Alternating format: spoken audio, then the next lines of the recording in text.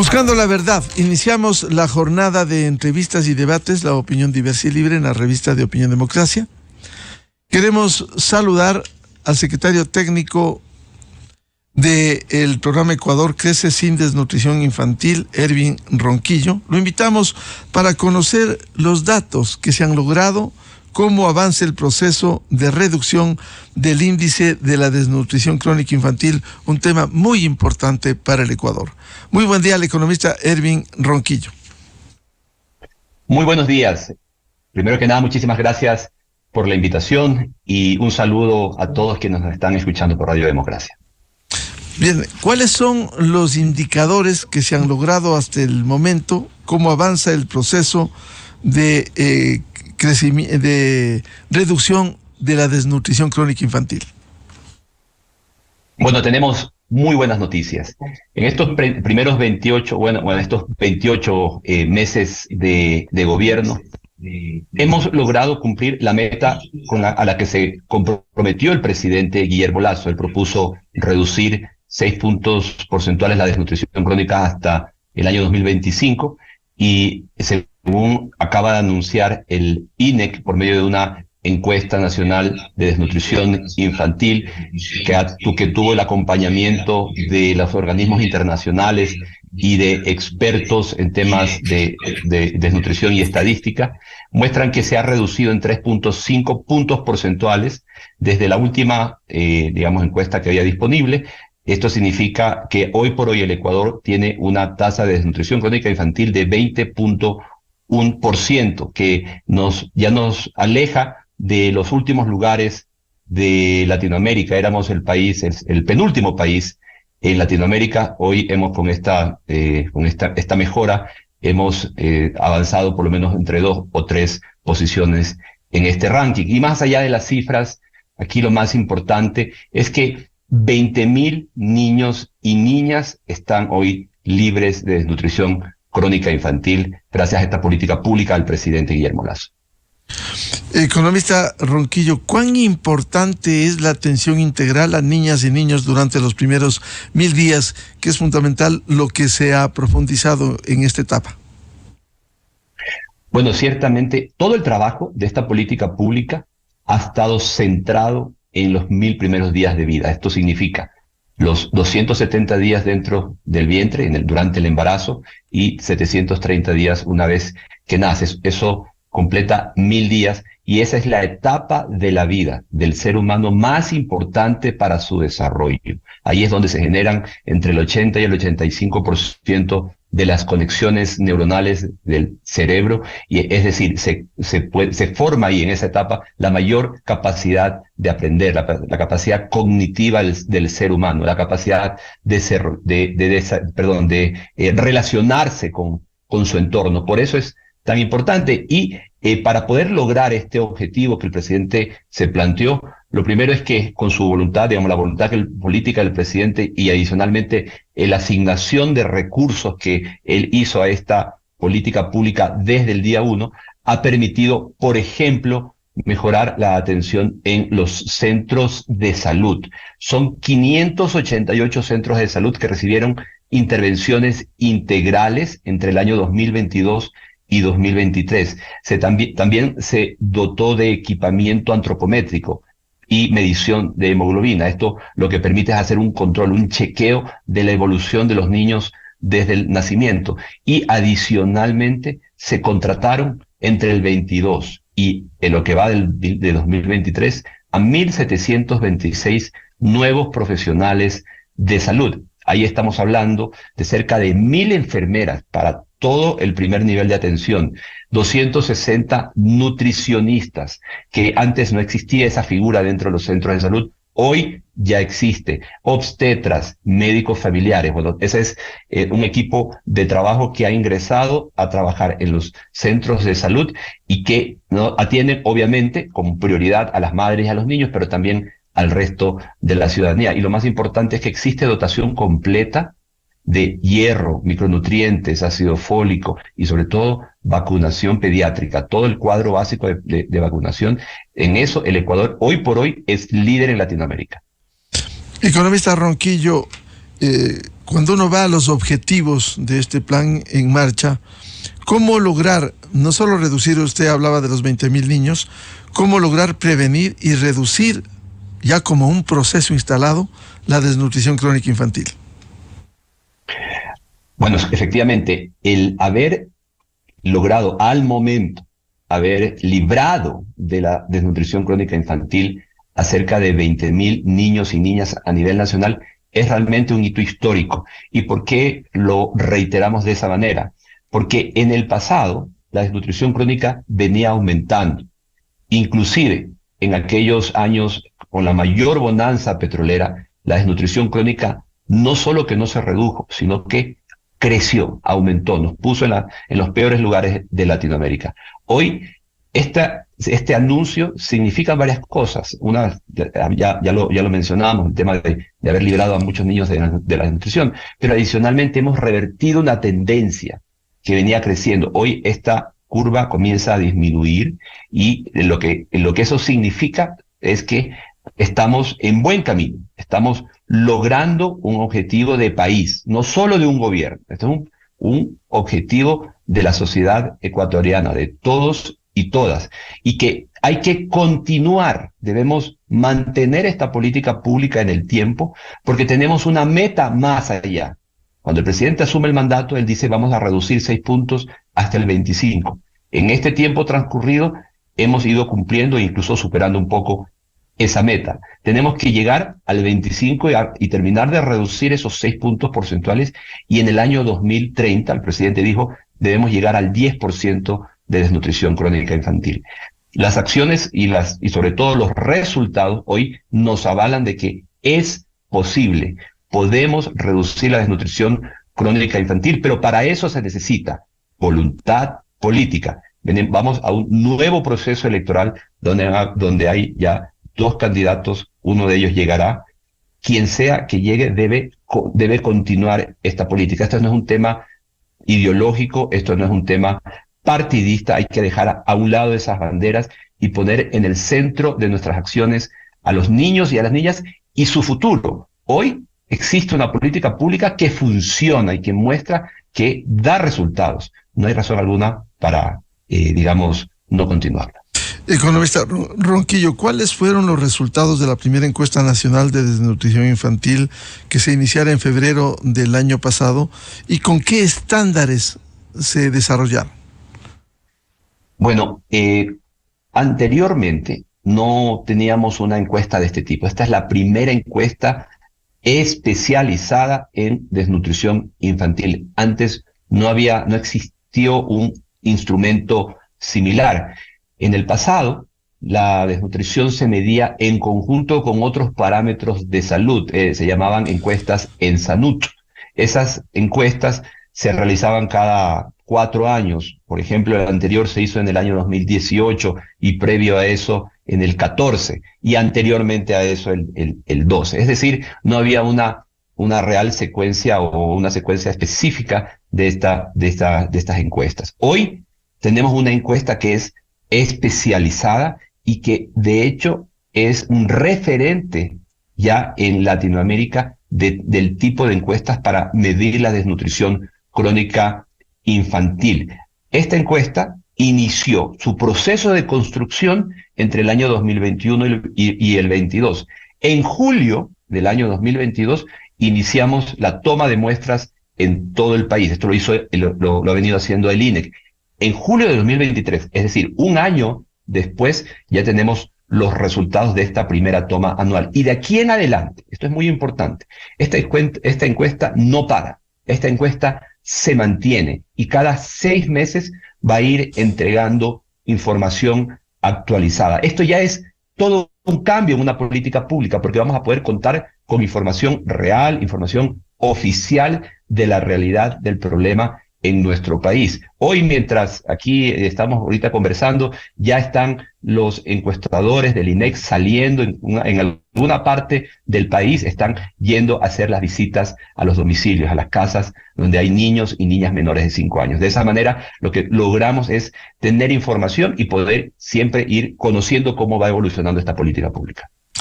En la etapa de prevención, economista Ronquillo, de la desnutrición crónica infantil, ¿cómo garantizar la captación temprana de madres embarazadas? Bueno, nosotros cuando iniciamos estas acciones desde el inicio del gobierno del presidente Guillermo Lasso, una de las, digamos, de los principales retos que encontramos es el poder lograr que las madres vayan a los centros de salud. Recordemos que veníamos de una pandemia.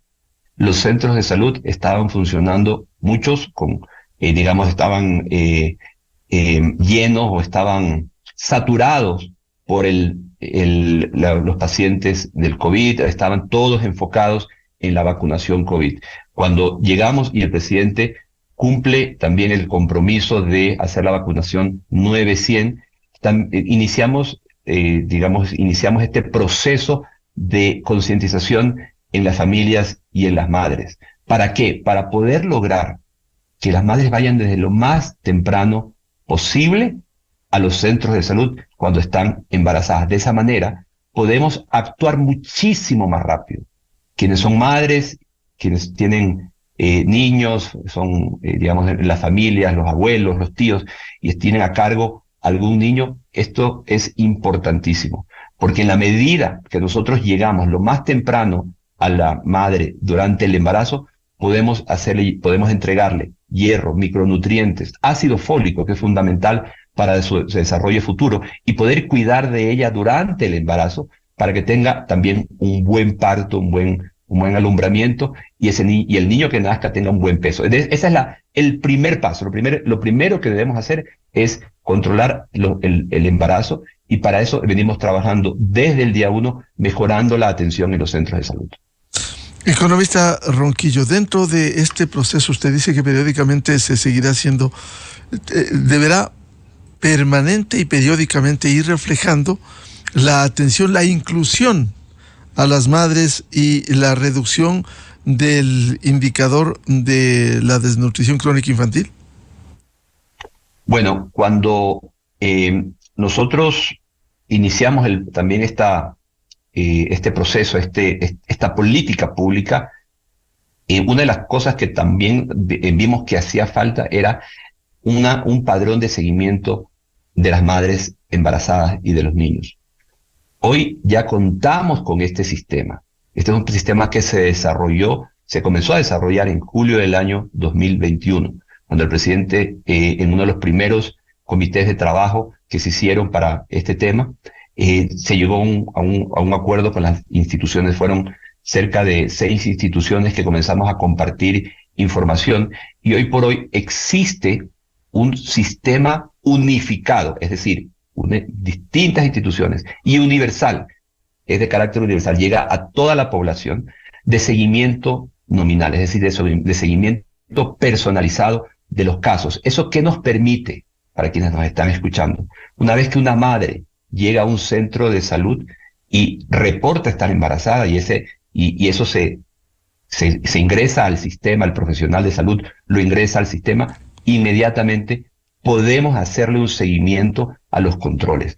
El Ministerio de Salud tiene un sistema de alertas que cuando una madre tiene una cita prevista y no asiste, se le llama e incluso se le visita. Lo importante es asegurar que no se quede sin esa atención. Con este sistema también, cuando encontramos una madre que está en situación de pobreza o extrema pobreza, la derivamos al MIES, para que, por otro lado, el MIES le entregue los servicios de protección social. Y aquí hay una cosa, hay un tema que no quiero dejar de mencionar y que es fundamental en toda esta política pública. El presidente Guillermo Lasso, con el decreto 435 en el año 2022, crea el bono de los 1000 días, el bono Infancia Futuro. Esta es una ayuda monetaria dirigida a las madres en extrema pobreza. Hoy ya existen 62,000 mujeres que están habilitadas para este bono a nivel nacional. Son $60 mensuales que reciben las madres de una forma particular. Ellas primero, digamos, es un componente variable y fijo. De manera fija reciben todos los meses $50 y los $10 adicionales para llegar a los 60 se van acumulando. No se los entregamos inmediatamente, sino que se van acumulando y se lo entregamos en 3 momentos de la vida del niño. Cuando el niño nace, siempre y cuando ella haya asistido a los controles de embarazo y haya inscrito a su hijo en el registro civil dentro de los primeros 45 días luego de nacido. Si ella cumple eso, recibe $90, es decir, el acumulado de 10 durante el embarazo. Luego, se sigue acumulando esos $10 y se los entregamos cuando cumple 1 y 2 años de edad, es decir, 120 y 120, siempre y cuando ella haya llevado a su hijo o hija al centro de salud para los controles de niño sano y la vacunación. De esa forma garantizamos corresponsabilidad y adicionalmente quienes reciben esta ayuda monetaria también reciben la visita de una funcionaria, de una educadora del MIES, con varios propósitos. Uno, obviamente, acompañar en su proceso desde el embarazo. Recordemos que estamos hablando desde el embarazo. Y luego, cuando el niño nace, se mantiene ese acompañamiento con consejerías, con, la capacitación a la madre para lactancia materna, para estimulación temprana del niño una vez que nace, y también para ir aconsejando a esta madre de cómo hacer un excelente uso de esta ayuda monetaria. Economista Ronquillo, y dentro de esta encuesta, ¿cómo se ha planificado y cómo se accedió a los datos de las familias con menores de niños de 5 años, el acceso a la vacunación pediátrica, programas de primera infancia, los controles de niño sano, talla, peso, anemia? Bueno, la encuesta lo que hace es tomar una fotografía de cada, hablo metafóricamente, una fotografía de la situación de la familia, de la madre, del niño, cuando se lo visita. Estos encuestadores son profesionales de la salud, son enfermeros o estudiantes de enfermería que visitan los hogares, que hacen, luego de un cuestionario, hacen medición antropométrica, van con los equipos físicamente, ellos van a la casa con los equipos, con las tablets, con incluso unos laboratorios móviles de sangre, de hemoglobina, de anemia, pueden determinar ahí in situ la situación de anemia de la madre y del niño, y adicionalmente hacen una toma de la calidad del agua. Esto es importantísimo. La desnutrición crónica, lo hemos conversado en otras ocasiones, no es un problema solo de alimentos, es un problema integral, multicausal. ¿Esto qué significa? Tiene que ver, obviamente, con la nutrición, con la forma de que se está nutriendo la madre y el niño, pero también con el acceso a agua y saneamiento. Tiene que ver con la estimulación temprana, dentro de, digamos,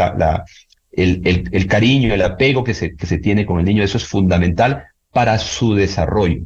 Pero en temas de agua y saneamiento, estamos midiendo en esta encuesta también la situación de agua, de cómo está la calidad de agua en esos hogares. Y hemos encontrado cifras escalofriantes. El 38% de los hogares con niños menores de 5 años están tomando agua contaminada con E. coli. Eso significa que están tomando agua literalmente con heces fecales. Esa es la realidad que estamos encontrando. Y aquí esto es un llamado para los alcaldes y alcaldesas. El acceso, la cobertura, la dotación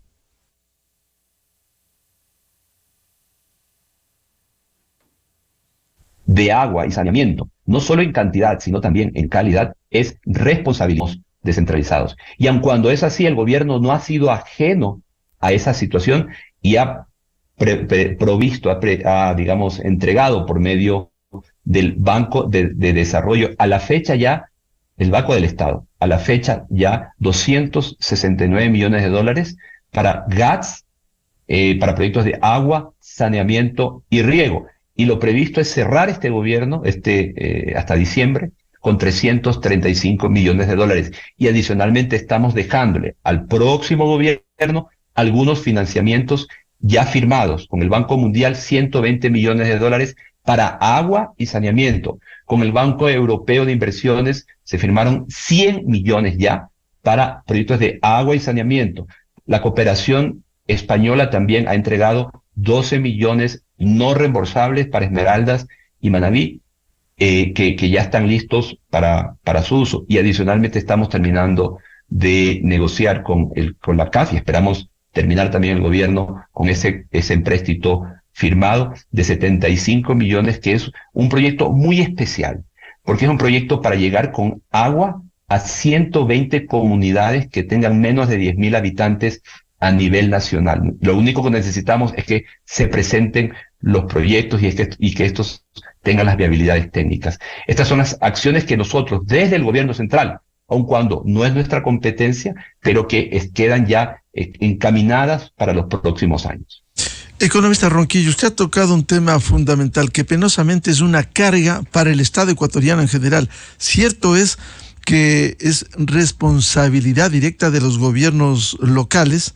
Sin embargo, por experiencias, y citaba usted provincias como Esmeraldas o Manabí, no hay poder humano, primero, que haya la dotación del servicio de agua potable. Segundo, cuando llega con esta contaminación. ¿Cómo supervisar, cómo lograr que esos recursos, porque ha habido recursos en el pasado, lastimosamente no se ha solucionado el problema de un agua de calidad, agua potable de calidad?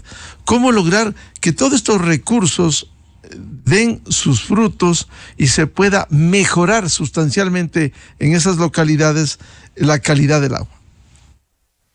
Bueno, hoy que tenemos esta buena noticia, el haber logrado como país que 20.000 niños y niñas estén libres de desnutrición infantil, también nos debe impulsar a tomar acción. Es también un llamado a la acción, para que, por un lado, los próximos gobiernos mantengan esta política de Estado, que debe durar varios gobiernos, pero por otro lado también, que los gobiernos autónomos descentralizados tomen conciencia de la importancia de invertir en agua y saneamiento. Sin duda es importante tener canchas, bordillos, muchas veces hasta coliseos o conciertos con artistas internacionales los días festivos. Eso, sin duda, para alguien debe ser importante, pero nunca puede ser más importante que invertir en dotación de agua y saneamiento. Personalmente me toca visitar y constatar cuando voy a distintas regiones en el país que encuentro una cancha de tipo estadio con graderíos, con un césped sintético de última tecnología, y en esa parroquia no hay agua. Entonces, esa es la realidad con la que a la que nos estamos enfrentando y que deriva en los datos que le acabo de manifestar. El 38%, medido técnicamente, de los hogares con niños menores de 5 años están tomando agua contaminada. ¿Qué más información necesitamos para tomar conciencia? Hoy existe una política pública que tiene toda una estrategia multisectorial con distintas instituciones involucradas. También trabajamos con los 221 gobiernos autónomos descentralizados. Nosotros tenemos mesas intersectoriales en cada uno de los 221 GATS que funcionan desde el año 2021. Estos meses con las nuevas autoridades hemos seguido trabajando, estamos trabajando todos los meses porque nos reunimos cada mes, donde hacemos una revisión de la situación de la desnutrición dentro de su cantón y adicionalmente trabajamos nos ponemos a disposición para articular con las autoridades del agua para poder tramitar los procesos, los proyectos y las viabilidades. Es decir, la voluntad existe de parte del gobierno central. Lo que necesitamos es que exista la conciencia de los alcaldes y las alcaldesas, pero también de la ciudadanía. Sin duda, las autoridades son electas por la gente y hay que concientizar en la gente de que lo prioritario es la dotación del servicio básico, del agua, del alcantarillado y del saneamiento ambiental. Y este diálogo, estas acciones con los gobiernos locales, ¿cómo podrá fructificar, cómo podrá dar resultados? A sabiendas de lo que usted señalaba, las autoridades deben estar conscientes de las prioridades. como servicios básicos, agua potable en primer lugar, alcantarillado, recolección de la basura, el tema sanitario. Penosamente, la dinámica ha sido destinar recursos o para las fiestas locales o simplemente para cualquier otra acción, por importante que sea, como una cancha deportiva, pero ¿cómo se va a practicar el deporte con una desnutrición crónica infantil permanente? Sí, sin duda, cuando nosotros hemos trabajado en estos procesos con los gobiernos autónomos descentralizados, comenzamos siempre definiendo una línea base y una hoja de ruta anual. Tenemos planes cantonales, planes de acción cantonal que se establecen desde inicio de año y que cada mes se van revisando. Le voy a ser muy sincero y esto es importante que la ciudadanía conozca. Trabajamos con la gran mayoría de los alcaldes. Hay muchos, le diría que más del 95% de los alcaldes asisten directamente o mandan a uno de sus delegados permanentes a estas mesas. Todavía existe un grupo bueno, no hablemos de grupo porque no es que están agrupados, pero sí algunos alcaldes y alcaldesas que no han tomado conciencia del problema, que quizás se confunden, piensan que esto es un tema del gobierno en el sentido político o de la línea partidista del gobierno, en lo absoluto. Tenemos que comenzar teniendo claro que esta lucha, esta causa no tiene banderas políticas. El presidente Guillermo Lasso, cuando asume el mandato, una de las primeras cosas que reitera y ha sido coherente con sus palabras es que en esta lucha no existe banderas políticas. Solo tenemos una misión como país, el reducir la desnutrición crónica. Y esto ya lo estamos comenzando a cumplir. Se ha cumplido lo comprometido en estos 28 meses de gobierno, pero no nos podemos quedar ahí. No podemos seguirle dando la espalda al resto de niños como se hizo en el pasado. Tenemos todavía muchos niños por delante. Hemos avanzado, pero seguimos con el 20%. Seguimos por encima, en niveles de desnutrición crónica, por encima de la media regional. Y tenemos buenos ejemplos, como el Perú. El Perú ha avanzado muchísimo en su lucha contra la desnutrición crónica infantil y es nuestro vecino del sur. Tiene una situación, una composición demográfica, étnica muy similar a la de Ecuador. Incluso tiene niveles de extrema pobreza mayores a los del Ecuador. Y aún así, ellos tienen una tasa de desnutrición que es la mitad de la del Ecuador. Pero hay buenas noticias. Primero, que cuando el Perú comenzó en esta lucha, estaba por encima del Ecuador en la tasa de desnutrición crónica y en alrededor de 18 o 20 años ha podido reducirla significativamente. Nosotros también podemos hacerlo. Ya hemos dado este primer paso que demuestra que es posible, que demuestra que tenemos una política pública seria. Lo que hace falta es que se continúe, porque, ojo, si no se continúa esta política, si se detiene o se decide tomar un camino distinto, la situación se va lamentablemente a revertir. La desnutrición crónica infantil, si no se atiende, se complica, empeora y definitivamente no queremos como país que esto suceda. Economista Ronquillo, no le pido nombres de estos alcaldes sin conciencia que no contribuyen, convencidos de afrontar. Esto no es un tema local, es un tema nacional de Estado, el enfrentar y reducir los indicadores de la desnutrición crónica infantil.